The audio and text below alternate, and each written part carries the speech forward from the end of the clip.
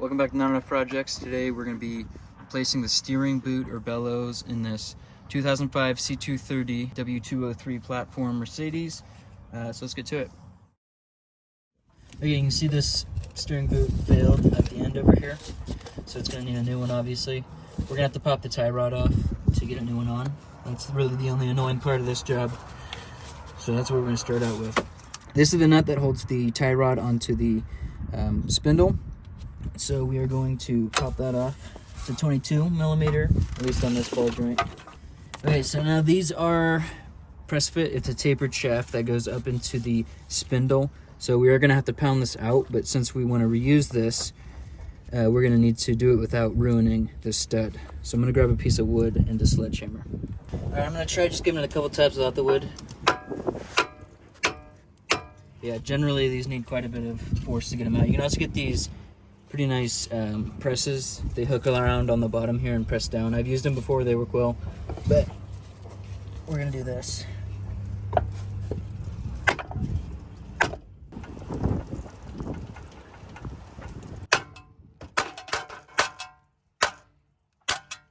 There's sometimes, especially on ball joints with a smaller diameter stud, they can get pretty misshapen from pounding on them, but this one's fine. So it's also a good time to check your ball joint. This one feels great. It was replaced recently, so should be good there. Now we're gonna need to remove the outer tie rod end from the inner tie rod end so that we can slide the boot off. We're gonna need to undo this jam nut, and then the outer tie rod end will screw off. But since we want to preserve our alignment, we're gonna want to mark where the outer tie rod position is so that we can get it as close as possible. I'm gonna grab a paint pen and we can mark the end there. We'll also count the amount of turns that it comes off. There we go. All right, now we will spin this off and count the amount of turns. Okay, we're at about 20 and a half.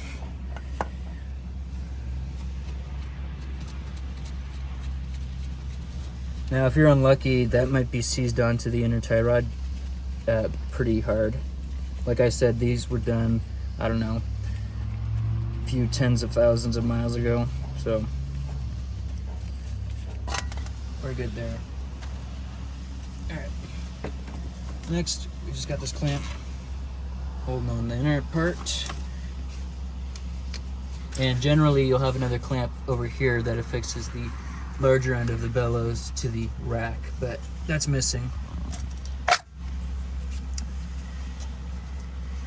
And you can see we have some dirt accumulation in the grease here for the inner tie rod end, so we're going to want to clean that out or else it's going to fail prematurely. This still feels really good. Like I said, it's new, but that will lead to very premature failure. So you can see this steering bellows or boot or whatever is pretty dry rotted. That's why it failed. See it cracking like that. So we got a new one. I'm going to go ahead and add some extra grease here just because we wiped off a bunch.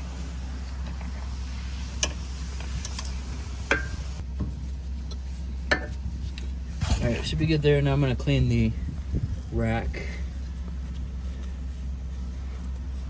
Part of the reason that boot may have failed is because of a oil leak. And, you know, rubber degrades when it's exposed to the oil. Probably because of that valve cover leak that we fixed before. Okay, we should be good now. Looks like we got all the grit out. Here's our new boot. Got it off Rock Auto. It's a Rhine boot. Doesn't look like it came with new clamps or anything. This from the factory has a kind of like fancy one-time use clamp that you need special pliers and stuff for. I'm gonna see maybe if I have a hose clamp. All right, this is the hose clamp. I think it's gonna work for us. I think this is actually off of Mercedes. I think this is the hose clamp that holds on a boost pipe or something to the intercooler, if I remember right. Probably got it from the junkyard. Should work just fine.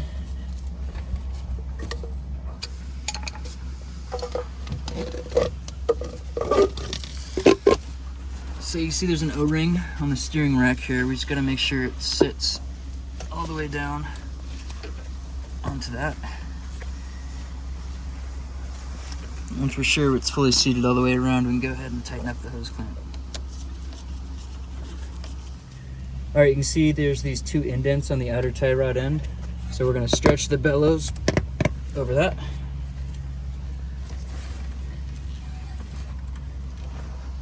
This clamp you can reuse, just a spring clamp. There we go. You can see this one's much more pliable than the old one.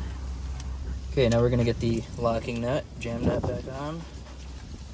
And you can see with the paint mark, only the top is painted from the way that we marked it. So we'll just align the top like that.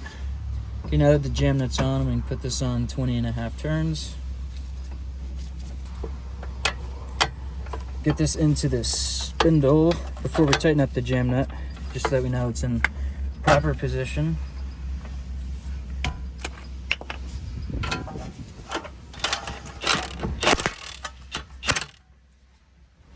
Okay, so these nuts go on pretty tight because they're lock nuts.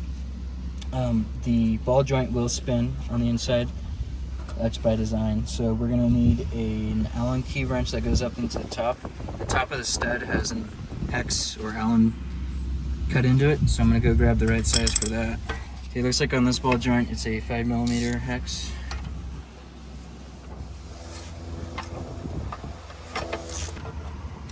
And once it starts pulling the ball joint shaft up into the spindle, it'll seize up in there, just by nature of the tapered shaft. Okay, now we're gonna grab a torque wrench. We're gonna torque the tie rod nut to 60 Newton meters, or about 44 foot-pounds. Okay.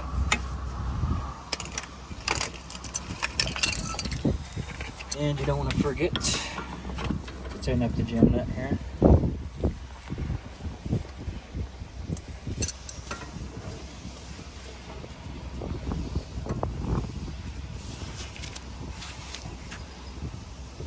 Alright, with that, we should be good to get the wheel back on and be good to go.